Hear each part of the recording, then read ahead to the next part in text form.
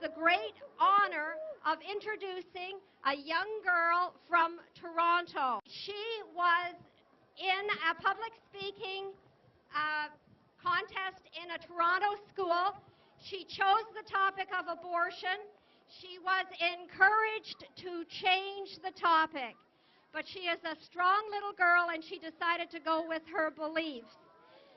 The fact that she did this, she not only impacted her peers, her classmates, her school, and her country, but her YouTube video has been seen by hundreds of thousands all around the world.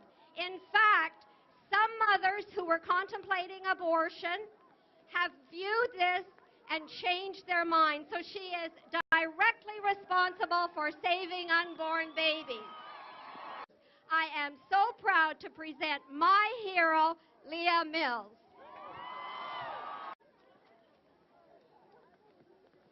What if I told you that right now someone was choosing whether you were going to live or die? What if I told you that this choice wasn't based on what you could or couldn't do, what you'd done in the past, or what you would do in the future? And what if I told you you could do nothing about it? Ladies and gentlemen, members of Parliament, thousands of children are right now in that situation. Someone is choosing, without even knowing them, whether they are going to live or die. That someone is their mother, and that choice is abortion. Every day, 115,000 children are being put to death through abortion. 115,000. Look around you at this great sea of people. This is only about 10,000 people. Every 2 hours, this amount of children are being killed because of abortion. Almost 1/3 of our generation never made it out of the womb. All those lives are now gone. All that potential, gone.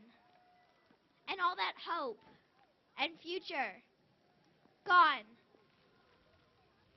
Now, I know what some of you might be thinking. It's not really killing. After all, a fetus isn't a child, right? But why do we think that just because a fetus can't talk or do what we do, it isn't a human being yet? The word fetus comes from the Latin word meaning young one or young child. Some babies are born after only 5 months. Is this baby not human? We would never say that. Yet, abortions are performed on 5-month-old fetuses all the time.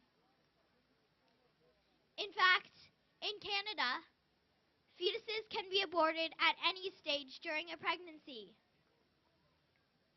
Could it be that we only call them humans if they're wanted? No, fetuses are definitely humans, knit together in their mother's womb by their wonderful creator. Some people might say that since there are no laws against abortion in Canada, it doesn't matter anymore. The matter's settled, and it's not our business. But if an action is unjust, it should be illegal, and it needs to be our business. And this particular action has a huge impact on our society. Every year, 100,000 abortions happen in Canada. 1 million abortions happen in the USA. And over 42 million abortions happen worldwide. I'd say that's a huge impact. I know some people say the mother has a right to abort. After all, her life is dramatically impacted by having a baby.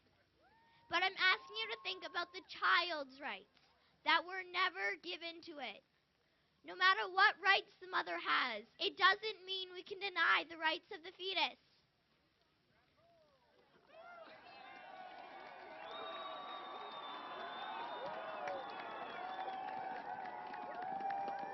Or what about the people that say, A mother shouldn't have to bring a handicapped person into the world. What doesn't make sense to me is that on the one hand, we provide special parking and elevators for the handicapped. We sponsor the Special Olympics, speaking of the joy they are to us and how they inspire us. But when we find out that a pregnant woman is carrying one of these very children, we counsel her to abort it, not giving the child a second thought. And it's not only the handicapped children that are targeted. In Bombay, out of 8,000 pregnancy tests which indicated that the baby was a female, only one of the babies lived. As for the rest, the mother exercised her choice. They were aborted, killed. Talking about the mother's choice, the mother may have had a choice not to have unprotected sex in the first place. We must remember that with our rights and with our choices come responsibilities, and we can't take away someone else's rights to avoid our responsibilities.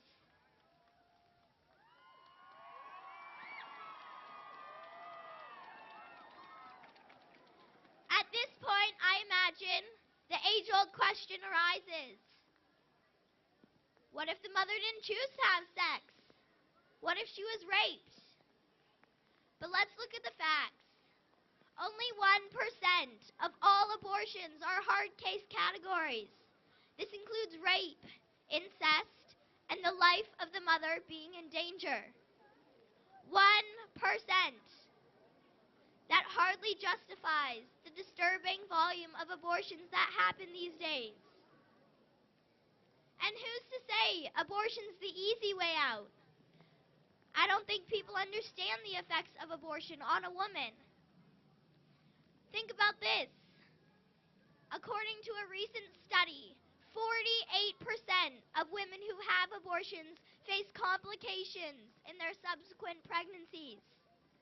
Some may not even be able to give birth at all. Women are also at a greater risk of developing breast cancer if they have had an abortion. But perhaps the worst effects are the emotional ones. Women who have abortions tend to have more mood disorders, substantial enough to provoke them to harm themselves. In addition, women are 5 times more likely to have problems with drug and alcohol abuse. 98% of women who have abortions say they would not recommend it to a friend.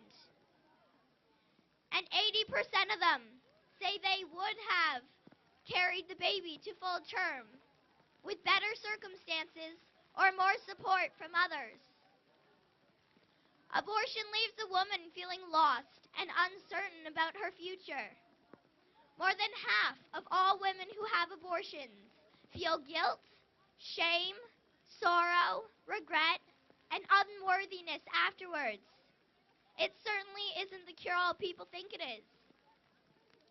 I read a story on the Focus on the Family website. It was about a girl who had an abortion, and she writes, "I had an abortion at the age of 17, and it was the worst thing I ever did. I would never recommend it to anyone because it comes back to haunt you. When I tried having children, I lost 3 because something happened to my cervix during the abortion." Sharon Osbourne. Hers is just one of the many heart-wrenching stories that nobody tells these days. And those same stories are the ones that we need to hear. I want to thank you for taking time to think about the issue of abortion, to think about the unborn, and to think about the effects of abortion on a woman. If you walk away with anything after this speech, walk away with the words of Horton. You know him, the elephant that risked his life to save that little speck. Remember him and his famous words. Even though you can't hear them or see them at all, a person's a person, no matter how small. Thank you.